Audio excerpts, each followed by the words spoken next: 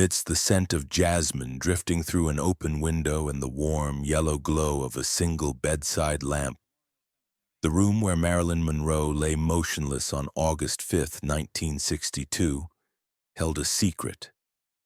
It was a secret wrapped in whispers of powerful men, sealed by a cocktail of prescription drugs and ultimately taken to the grave by the most famous woman in the world. The official story would be simple, tragic story, a lonely, depressed movie star, a probable suicide. But the truth of what happened in that final lonely room at 12,305 Fifth Helena Drive has never truly been deciphered.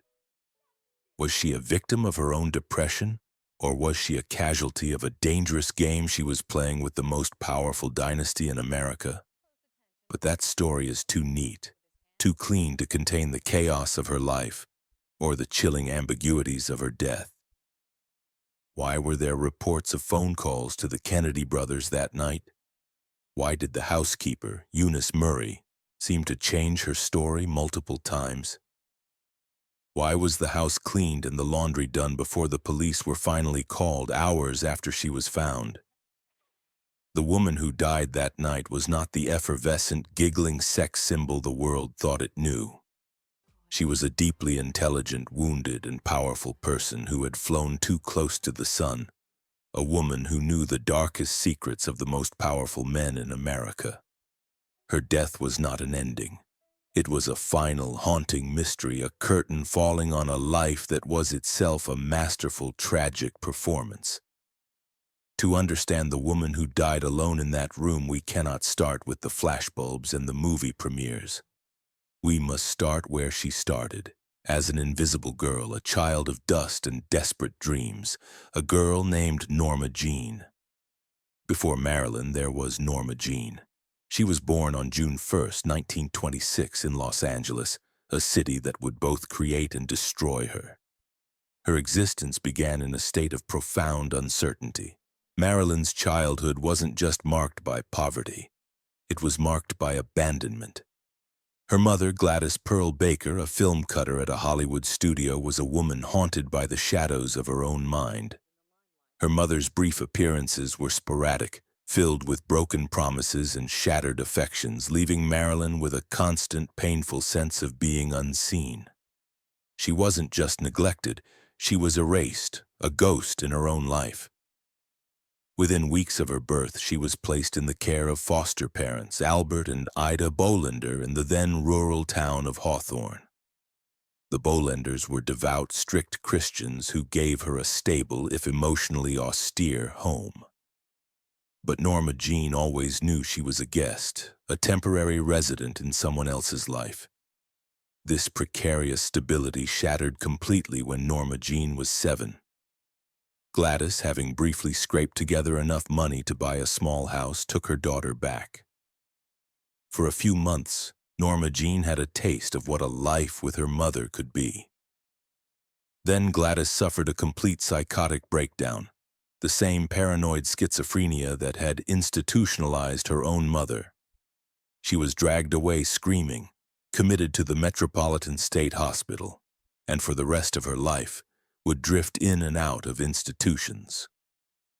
Now a ward of the state, Norma Jeane was plunged into the cold, impersonal machinery of the foster care system. Her life became a dizzying, heartbreaking cycle of new homes, new families, each one a temporary stopgap before she was moved again. This period was marked by neglect, loneliness, and, according to her own accounts, sexual abuse. At just 9, Marilyn was sent away, not with a sense of belonging, but with the ghost of her mother's absence haunting every moment. The farm in Hawthorne became another chapter in her life where she was treated as a temporary fixture in other people's worlds. Later, she was placed in the Los Angeles Orphans' Home. Though she spoke of it as a relatively kind place, the name itself was a brand on her soul. She wasn't an orphan, but she had been made one by circumstance. She developed a stutter, a physical manifestation of her insecurity and her feeling of not having a voice. This constant upheaval, this lack of a single, stable, loving presence, forged the core of her personality. It created in her a desperate, bottomless need for love, affection, and most importantly, security. It also instilled in her a chameleon-like ability to become what others wanted her to be. A survival mechanism for a little girl who learned that her continued presence in any home was dependent on being pleasant, quiet, and agreeable. This was the foundation of the future actress, a girl who learned to perform a version of herself to survive. Her only escape was the cinema. In the dark of the movie theater, watching the luminous faces of stars like Jean Harlow and Greta Garbo, she found a different world. It wasn't just glamour she saw. It was a world where women were powerful, desired, and in control of their own stories. The screen was a promise of another life, a life where she would not be Norma Jeane, the unwanted foster child, but someone else entirely. Someone loved. At 16, facing the terrifying prospect of being sent back to the orphanage or another unknown foster home, she was presented with an alternative: marriage. A neighborhood boy, a 21-year-old factory worker and son of a neighbor named James Dougherty, was willing to marry her. For Norma Jeane, it was not a romance. It was an escape route. On June 19, 1942, she became a teenage bride, dropping out of high school to become a housewife. She played the part well, but the quiet, domestic life was a cage for a spirit that yearned for something more. The marriage saved her from the system, but it could not fill the void inside her. The turning point came with World War II. Jim Dougherty joined the Merchant Marine and was shipped out to the Pacific. To do her part for the war effort, Norma Jeane took a job at the Radio Plane Company, a munitions factory in Van Nuys, inspecting parachutes and spraying airplane fuselages with fire retardant. She was just another Rosie the Riveter, another woman on the home front. But one day in 1945, a U.S. Army photographer named David Conover arrived at the factory to take pictures of women contributing to the war effort for Yank magazine. As he scanned the factory floor, his lens settled on the young Norma Jeane. He saw something beyond the factory grime, a natural radiant photogenicity, an almost desperate desire to be seen that the camera loved. Those photos changed everything. Conover encouraged her to pursue modeling, and soon she was signed to the Blue Book Model Agency. This was the beginning of her transformation. She began to meticulously study the work of famous models and actresses, practicing poses and expressions in the mirror for hours. She was not just a pretty girl, she was a diligent, ambitious student of her own image. It was the head of the agency, Emmeline Snively, who delivered the two pieces of advice that would create a legend. First, she told her that her curly brunette hair was holding her back. She needed to go blonde to stand out. Norma Jeane dutifully bleached her hair, and the effect was transformative. The second piece of advice was to smile in a way that hid her slightly protruding gums. This led to the development of her signature breathy, open-mouthed smile, an expression of manufactured vulnerability and allure. The woman in the mirror was no longer just Norma Jeane Dougherty, the housewife. A new person was emerging, someone designed for the camera, someone built for public consumption. When her husband returned from the war, he was met with this new blonde, ambitious woman, a woman who had tasted a different kind of life and wanted more. He gave her an ultimatum. It was him or her career. For Norma Jeane, there was no choice. The girl who had been abandoned her entire life now did the abandoning, divorcing Dougherty in 1946. She was choosing the dream, the promise of the screen. She was choosing to become someone else. That same year, she had a screen test with 20th Century Fox. The studio executive Ben Lyon was impressed, but he hated her name. Norma Jeane sounded too plain. He suggested Marilyn after the 1920s Broadway star Marilyn Miller. She offered her mother's maiden name, Monroe. And just like that, with a bottle of peroxide and the stroke of a pen on a studio contract, Norma Jeane Mortensen, the invisible girl, was gone. In her place stood Marilyn Monroe. A contract with 20th Century Fox in 1946 was not a golden ticket, it was an indenture. To understand Marilyn's career, one must first understand the iron-fisted studio system of the era. Stars were not freelance artists, they were property. A long-term contract meant the studio controlled every aspect of a performer's life, their name, their image, their roles, their publicity, and even their private lives through strict morals clauses. For a young woman like Marilyn with no connections and no protection, it was a Faustian bargain. In exchange for a steady paycheck and a shot at stardom, she surrendered her autonomy. She became a product to be manufactured. The studio immediately put her through its rigorous grooming process. She was enrolled in acting, singing, and dancing classes. Her slightly awkward walk was coached into the famous Monroe wiggle. Her breathy voice was refined. She was taught how to pose, how to dress, how to give interviews, how to be a movie star. But behind the scenes, she was navigating the treacherous, unspoken power dynamics of Hollywood. The casting couch was not a myth. It was a brutal reality, an insidious system of exploitation where powerful men held the keys to a young woman's career. Marilyn, ambitious and desperate, learned to survive in this predatory environment, a chapter of her life she would later allude to with a mixture of bitterness and pragmatism, stating that she spent a great deal of time on my knees. Her first few years were a slow, frustrating climb. She was given bit parts, decorative roles with a line or two that primarily required her to look beautiful. In films like Scudda Who, Scudda Hey, and Dangerous Years, she was little more than set dressing. The studio saw a beautiful blonde, but they didn't yet know what to do with her. Unimpressed with her progress, Fox dropped her contract in 1948. For a moment, it seemed the dream was over. Every rejection letter was a reminder of how fragile her place in Hollywood truly was. Yet she never let the door stay closed long. With each failed audition, she learned to adapt, to transform. Hollywood may have rejected her, but she refused to reject herself. She was briefly picked up by the lower-tier Columbia Pictures, where studio head Harry Cohn subjected her to his own brand of predatory behavior.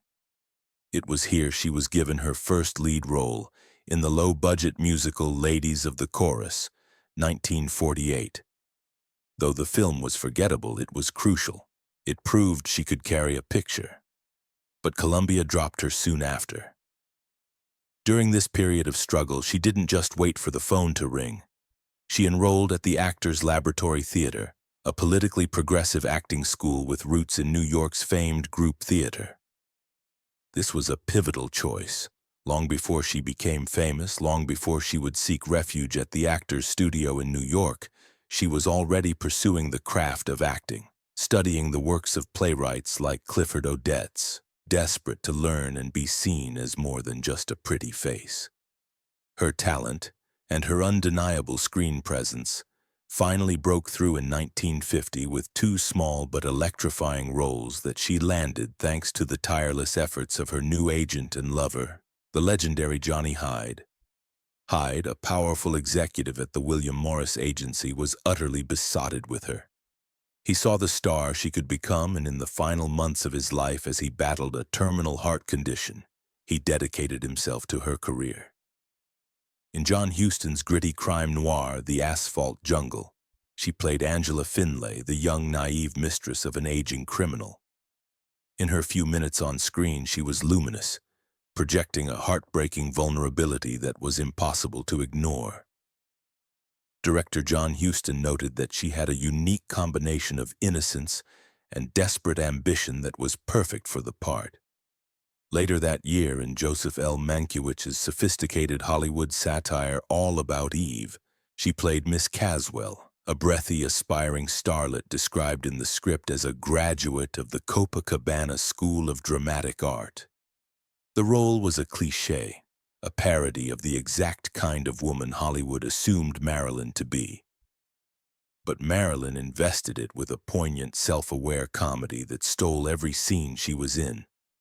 She understood the joke and was in on it. These two performances, though brief, created a significant buzz. The public was beginning to notice the girl with the blonde hair and the captivating presence. Johnny Hyde's final act before his death was to use the momentum from these films to convince 20th Century Fox to re-sign her. This time, to a 7-year contract. His belief in her had given her a second chance, but his death left her once again without a key protector in the shark-infested waters of Hollywood. The studio now knew what they had: a bombshell, and they intended to exploit it fully. Hollywood didn't just sell Marilyn as an actress, they sold her as a commodity that needed to be molded, polished, and packaged in the image of an ideal woman. It was a deal, and she was the product. The more she played the role, the more she became trapped by it. In 1953, they cast her as the lead in Niagara, a technicolor noir that showcased her as Rose Loomis, a seductive, murderous femme fatale. The marketing campaign was built almost entirely around her body, featuring the famous shot of her walking away from the camera, a scene that emphasized her signature wiggle. The film was a smash hit and made her a star. But it was her next two films that would cement her global persona. In the musical extravaganzas Gentlemen Prefer Blondes and How to Marry a Millionaire, she was cast as the quintessential dumb blonde, a character obsessed with diamonds, glamour, and rich men. In Gentlemen Prefer Blondes, as the gold-digging Lorelei Lee, she gave a masterclass in comedic timing, holding her own against the more experienced, sharp-witted Jane Russell. Her performance of Diamonds Are a Girl's Best Friend, in a shocking pink gown designed by William Travilla, became one of the most iconic and imitated musical numbers in film history. Yet Marilyn was not just being herself. She was delivering a brilliant, winking satire of the very stereotype she was portraying. The public, however, didn't see the satire. They saw the giggling, vacuous bombshell and assumed it was real. The persona was becoming a prison. This conflict between her public image and her private reality reached its breaking point during the filming of The 7-Year Itch in 1954. The film's most famous scene required her character, known only as the Girl, to stand over a New York subway grate while a passing train sent her white dress billowing up around her. The director, Billy Wilder, a man who understood the power of publicity, decided to stage this as a massive media event. The shoot took place on Lexington Avenue at 1 a.m., but the studio had leaked the time and location. A crowd of thousands of cheering men and an army of photographers gathered to watch the spectacle. As her dress flew up again and again for multiple takes, the crowd roared. It was the apotheosis of her image as a global sex symbol, a moment of pure, manufactured fantasy broadcast to the world. It was also a moment of profound public humiliation. Her husband at the time, the intensely private and traditional baseball legend Joe DiMaggio, was present on the street, watching the spectacle with a look of thunderous rage on his face. He saw his wife not as an actress performing a scene, but as an object being publicly consumed. The explosive argument that followed that night was reportedly the final straw in their already turbulent marriage. The scene may have made cinematic history, but it effectively ended her marriage. Her union with Joe DiMaggio had been a clash of American titans. He was the Yankee Clipper, a national hero who represented masculine dignity and quiet strength. She was the nation's fantasy. With Joe, Marilyn wanted stability, but what she got was control. His jealousy, his anger at the world adoring his wife, it was too much for her. In his eyes, she was never his equal. just something to be kept, something beautiful, but something to be hidden. The failure of this marriage to a man she had hoped would provide the fatherly protection and stability she always craved sent her into a deep depression. But it also galvanized her. She realized that the Marilyn Monroe persona, the very thing that had given her the fame and money she thought would make her safe, was now destroying her. She had to escape. In a move that shocked the entire industry, Marilyn Monroe broke her lucrative contract with 20th Century Fox at the peak of her fame and fled to New York City in late 1954. It was a courageous, revolutionary act of self-preservation and professional rebellion. It was unheard of for a star of her magnitude to walk away from the machine that had created her. The press and the studio executives saw it as career suicide, the hysterical act of a flighty movie star. In reality, it was the shrewdest and most important decision of her life. She was no longer willing to be just a commodity. In New York, she immediately partnered with the photographer Milton H. Green to form her own independent company, Marilyn Monroe Productions, MMP. This was her declaration of independence. At a time when studios held absolute power, she was demanding control over her own career, the right to choose her own scripts, her own directors, and to shape her own destiny. The formation of MMP was a direct challenge to the patriarchal studio system, a power move almost unprecedented for a female star. It demonstrated a business acumen and a steely ambition that her on-screen persona completely disguised. The press mocked her intellectual aspirations, but she was deadly serious. In those years, she wasn't just learning to act. She was learning to control the story the world told about her. She wasn't the dumb blonde anymore. She was a student of her craft, desperate to prove she wasn't just a beautiful face, but a serious artist. She enrolled at the Actors Studio to study under the legendary Lee Strasberg and his wife, Paula. This was her ultimate bid for legitimacy, an attempt to wash away the stain of Hollywood artifice with the purifying waters of serious theater. Her life in New York was a conscious rejection of her Hollywood existence. She lived in a modest apartment, rode the subway, browsed for hours in bookstores like the Gotham Book Mart, and took literature classes at Columbia University. She was trying to rediscover Norma Jeane, the girl who loved books and poetry, the girl who had been buried alive under layers of peroxide and cinematic fantasy. The Actors Studio became her sanctuary. The press and the public may have scoffed, but inside those hallowed walls she found a community that, after some initial skepticism, came to respect her dedication. Lee Strasberg, the high priest of method acting, saw past the movie star facade to the wounded but immensely talented artist within. He and his wife, Paula, effectively adopted Marilyn, becoming the surrogate parents she had always craved. They offered her the intellectual and emotional validation she had been starved of her entire life.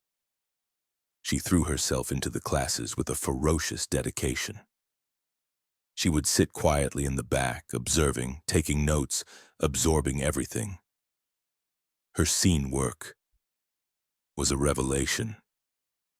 She chose challenging, dramatic material that was a world away from her Hollywood roles. She famously worked on scenes from Eugene O'Neill's Anna Christie, playing a world-weary, emotionally damaged prostitute. The character's pain and search for redemption resonated deeply with her own life story. Her classmates, a collection of serious New York stage actors like Kim Stanley and Maureen Stapleton, were initially wary of the Hollywood bombshell in their midst. But they were soon won over by her humility, her raw talent, and her willingness to expose her own vulnerabilities for the sake of the work. They saw that the pain she brought to her scenes was real. It was in this new, intellectually charged New York environment that she reconnected with the playwright Arthur Miller. They had met briefly years earlier in Hollywood, but now their connection deepened. Miller was America's foremost public intellectual, the Pulitzer Prize-winning author of Death of a Salesman. He was everything Hollywood wasn't: serious, political, and deeply intellectual. Their subsequent marriage in 1956 was Marilyn's definitive statement against the dumb blonde stereotype. With Arthur, she found a man who could love her mind, a man who valued her intelligence over her beauty. But this love came with its own set of challenges. They were both artists, both driven by their own demons, and their creative differences began to carve out rifts in their marriage. He was a structured, disciplined writer. She was an intuitive, chaotic performer. He saw her as a brilliant but damaged child woman who needed his guidance. She saw him as a savior who could give her the intellectual credibility she so desperately desired. For Marilyn, marrying Miller was the ultimate validation. Here was a brilliant, serious man who loved her for her mind and her soul. She, in turn, offered him fierce loyalty during the most trying period of his life. In 1956, Miller was called to testify before the House Un-American Activities Committee, a witch-hunting congressional body dedicated to rooting out supposed communist influence in America. It was the height of the McCarthy era, and an accusation could destroy a career. Miller was under pressure to name names of colleagues who had attended communist meetings years earlier. He refused. Marilyn stood by him without hesitation. At a time when the mere association with someone under investigation could get a star blacklisted, she flew to Washington, D.C. to be by his side during the hearings. Studio head Darryl F. Zanuck at Fox reportedly begged her not to go, warning her that she was risking everything. She ignored him. Her public support for Miller was an act of immense courage and conviction. She was no longer a passive object of the public's fantasy. She was a woman of substance fighting for the man she loved. Eventually, her rebellion against Fox paid off. The studio, realizing they needed their biggest star back, capitulated. They offered her a new, groundbreaking contract that dissolved her old one, gave her the salary and profit sharing she wanted, and most importantly, granted her approval over scripts and directors. She had won. On paper, she now had everything she had ever fought for: financial security, artistic control, and an intellectual, loving husband. For a moment, it seemed as if Norma Jeane had finally found a safe harbor. But the victory was a hollow one. The ghosts of her past and the immense pressures of her present were gathering for a final, devastating assault. Marilyn's return to Hollywood in 1957 was not as a supplicant, but as a conqueror. Armed with her new production company and a contract that gave her unprecedented power, she set out to make the kind of films she believed in. Her first project under this new deal was Bus Stop, 1956. A film she chose specifically to showcase her dramatic range and legitimize her work at the Actors Studio. She was no longer just a star, she was a producer and a serious artist. In the film, she played Cherie, a second-rate cafe singer, a chanteuse with a cheap, tawdry costume and a badly affected Ozark accent. The role was a world away from the glamorous bombshells of her past. It was a character study of a woman with limited talent but boundless, naive dreams. Marilyn deliberately eschewed her usual glamour, appearing with messy hair and smudged makeup. She poured everything she had learned from Lee Strasberg into the performance, building the character from the inside out. Her rendition of "That Old Black Magic" is a masterclass in pathetic ambition. She sings badly, out of tune, yet invests the performance with a heartbreaking sincerity. For the first time, critics were forced to look past her beauty and acknowledge her talent. The film earned her a Golden Globe nomination for Best Actress, a moment of profound validation.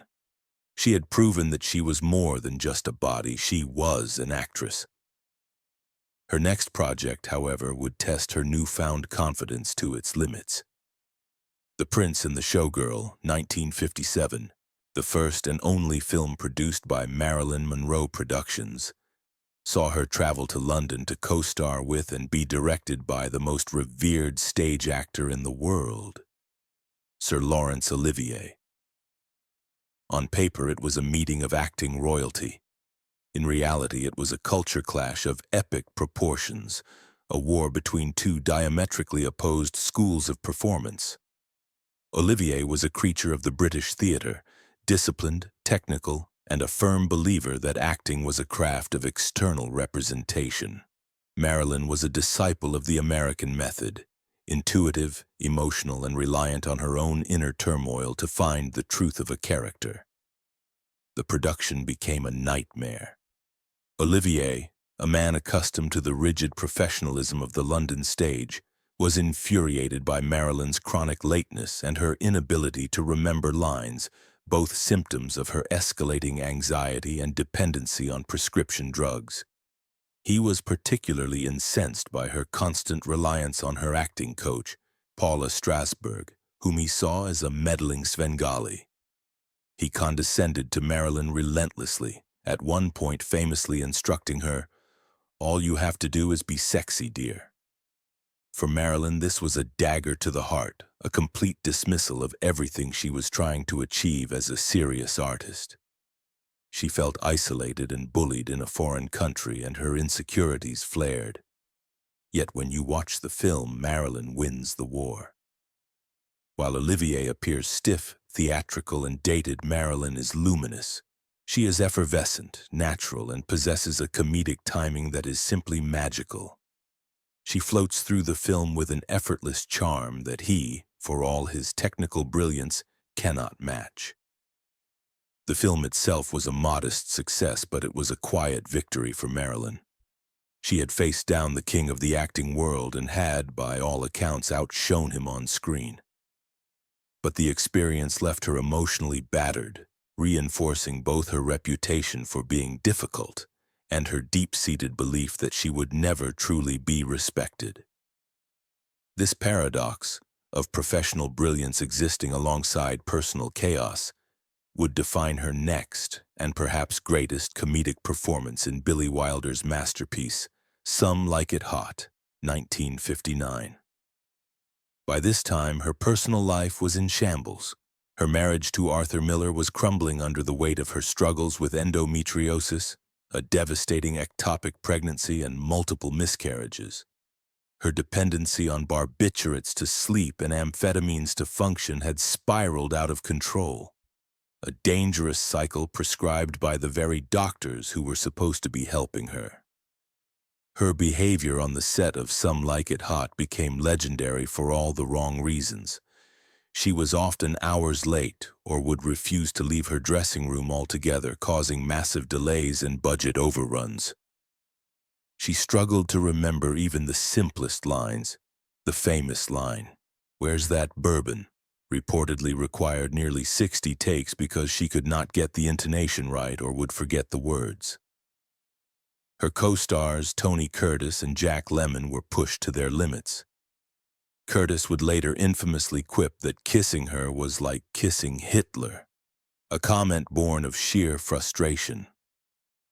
But then the camera would roll, and when Marilyn was able to summon her focus, she was pure magic. As the sweet, vulnerable ukulele-playing singer Sugar Cane Kowalczyk, she delivered a performance that is now considered one of the greatest in the history of screen comedy. She is flawless, radiating a unique combination of innocence and sexuality, her comedic timing impeccable.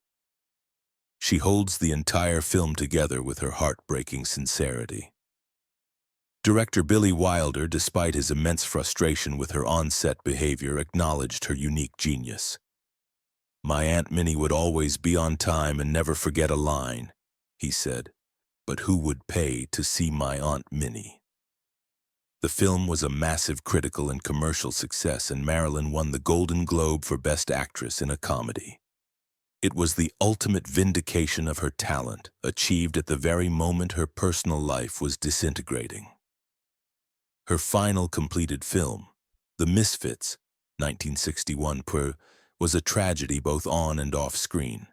The screenplay, written by her now estranged husband Arthur Miller as a last-ditch effort to understand and connect with her, was a deeply personal, almost cruel Valentine to his broken wife. Her character, Rosalind Tabor, is a lost, emotionally fragile divorcee with an almost pathological empathy for suffering creatures. It was art imitating a life that was falling apart, forcing her to confront her own vulnerabilities on camera every day, with the man who wrote them watching her from behind the camera. It was a form of psychological torture. The production, filmed under the brutal, unforgiving heat of the Nevada desert, was plagued by problems. Marilyn's health was failing. Her drug use, managed by on-set doctors, was rampant. The production had to be shut down for 2 weeks when she was hospitalized for exhaustion. The entire set was steeped in a sense of melancholy and doom. It was the final film for her co-star and childhood idol Clark Gable, the king of Hollywood, a man she saw as a father figure. He died of a massive heart attack just 12 days after filming concluded. Her other co-star, Montgomery Clift, was a fellow tormented soul, a brilliant method actor whose own life had been shattered by a car accident and a subsequent addiction to pills and alcohol. The film became known as a cursed production, a haunting, beautiful elegy for the myth of the American West and for the broken lives of its stars. Her performance as Rosalind is arguably her finest dramatic work. It is stripped of all artifice, raw, painful, and deeply moving. It is the performance of a woman who has nothing left to hide, but the effort destroyed her. Her marriage to Miller was officially over. Her health was shattered. She had finally achieved the artistic legitimacy she had craved her entire life, but the cost was immense. She was now more famous, more respected as an actress, and more alone than ever before. By 1962, Marilyn was trapped in a downward spiral, yet she remained a fighter. After the draining experience of The Misfits, she was determined to reassert her star power with a light-hearted comedy, a remake titled Something's Got to Give. But the woman who showed up to the 20th Century Fox lot was a shadow of her former self. Her health was deteriorating, plagued by chronic sinusitis, bronchitis, and a crippling dependency on a dangerous cocktail of prescription drugs to manage her insomnia and anxiety. Her attendance on set was sporadic at best. She was often too sick or too sedated to work, causing massive delays and infuriating the studio and her co-star, Dean Martin. Fox began building a case against her, documenting her every absence. Yet on the days she did work, she could still be magical. In a bold move to generate publicity and reclaim the narrative, she decided to film a swimming pool scene in the nude, a first for a major Hollywood star. The resulting photographs by Lawrence Schiller were sensual, joyful, and became a global sensation. They showed a woman still in full command of her beauty and her power to captivate, but this brief triumph was not enough to save her. Citing her chronic absences, Fox fired her from the film in June 1962, suing her for breach of contract. It was a devastating professional blow, a public humiliation that branded her as unreliable and finished. It was during this period of intense personal and professional vulnerability that her life became dangerously entangled with the most powerful political dynasty in America, the Kennedys. Through her friendship with the actor Peter Lawford, who was married to Patricia Kennedy, Marilyn had entered the glamorous high-stakes orbit of both President John F. Kennedy and his brother, the Attorney General Robert F. Kennedy. Biographers, confidants, and declassified FBI files have since pieced together a sordid story of alleged affairs with both brothers, carried out in secret at Lawford's Santa Monica beach house and Bing Crosby's home in Palm Springs. She was, it seemed, infatuated with the power and charisma of the president. For the Kennedys, she was a glamorous, thrilling conquest. For Marilyn, a woman still desperately searching for a father figure and a protector. A relationship with the President of the United States was the ultimate validation. But it was a dangerous, reckless game. The affair became shockingly public on May 19, 1962, at a massive birthday celebration for JFK at Madison Square Garden. She had been late to the event, causing panic backstage. When she was finally introduced, she stepped into a single spotlight, shed her white ermine coat to reveal a shimmering, skin-tight, flesh-colored dress that made her appear nude, and sang a sultry, breathy rendition of "Happy Birthday, Mr. President." The performance was so intimate, so intensely personal, it felt less like a tribute and more like a public seduction. The crowd roared, but in the corridors of power there was panic. Marilyn was becoming a liability. Her emotional instability, her known struggles with pills, and her tendency to confide in others made her a massive security risk. A blabbermouth who knew state secrets. In the summer of 1962, the Kennedys allegedly cut her off. The phone calls to the White House and the Attorney General's office went unanswered. For Marilyn, this was not just a breakup.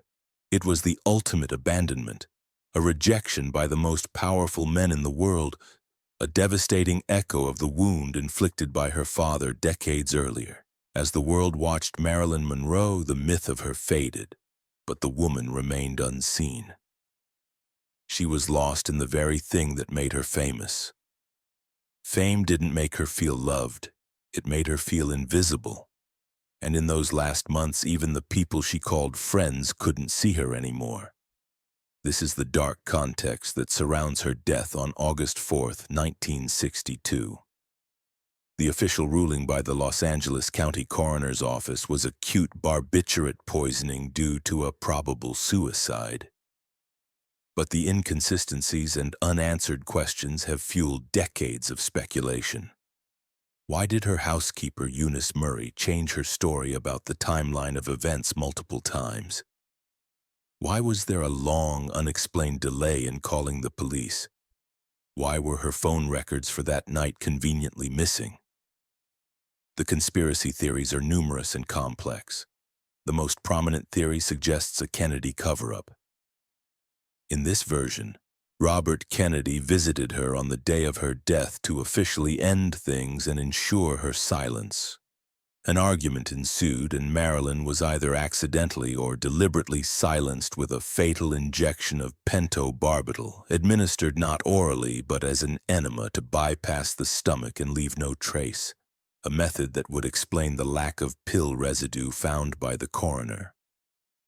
Other theories point to the mafia, particularly the mob boss Sam Giancana, who also had connections to both Marilyn and the Kennedys. In this scenario, the mob killed her to frame the Kennedys and gain leverage over them.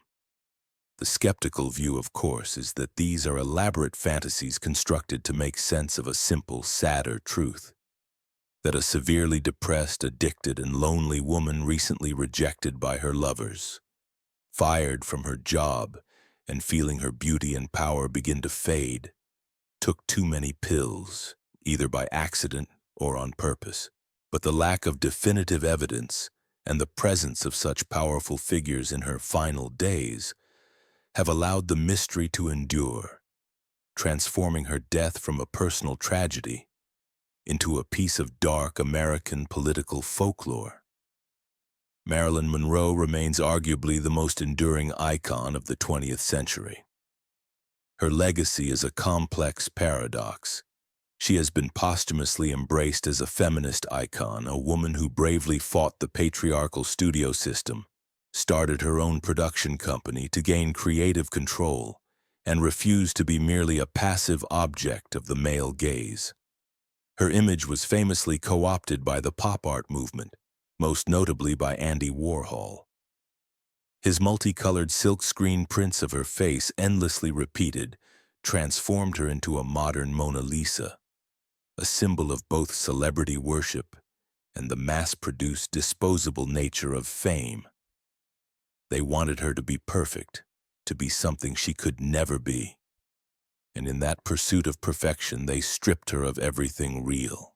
The woman they adored was an invention, not the girl who had spent her life running from a past that never let her go. Marilyn's story was a tale of fame and fantasy, a legend born from the same society that had destroyed it. She wasn't just a woman seeking love. She was a woman fighting to find herself in the midst of the world's gaze. And when they stopped looking, she was left with only one question. Was I ever truly seen at all?